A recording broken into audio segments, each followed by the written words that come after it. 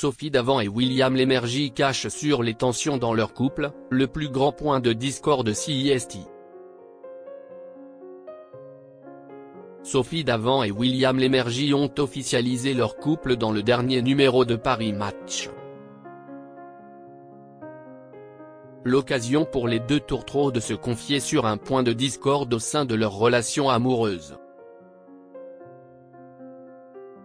Les Français le savaient depuis déjà longtemps mais CIST désormais officiel, Sophie Davant et William Lémergie sont en couple.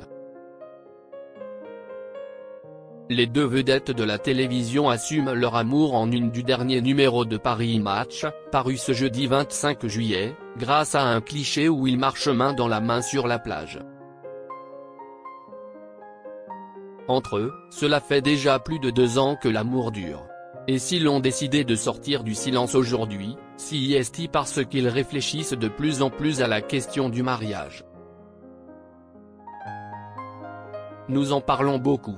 Est-ce que ça nous rendrait plus heureux? Ce qui nous motive serait notamment de rassembler nos amis pour faire une fête. D'ailleurs, certains d'entre eux se sont déjà proposés pour être nos témoins, a expliqué William Lémergie, qui a perdu en 2020 sa femme Marilyn, avec laquelle il a eu 3 enfants, Jerry, Sacha et Anna. Avec cette idylle assumée au grand jour, l'ex-femme de Pierre Slade, avec qui elle a eu 2 enfants, Nicolas et Valentine, et William Lémergie montre qu'il est possible d'Alzheimer après 60 ans. Mais s'ils ont tout pour s'entendre, notamment le point commun d'évoluer tous les deux à la télévision, il y a certains points sur lesquels ils ont des avis radicalement différents. William Lémergie agacé par le chien de Sophie Davant.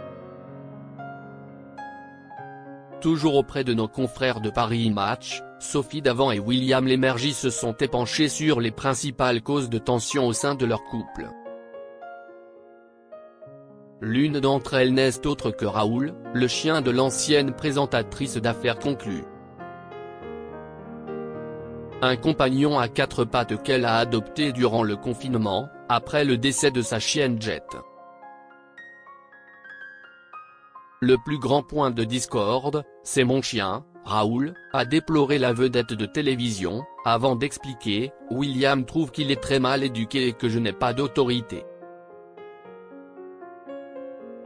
Ce que ne nie pas l'animateur de William à midi, qui précise, le problème, c'est qu'il aboie très souvent pour des raisons qu'on ne comprend pas.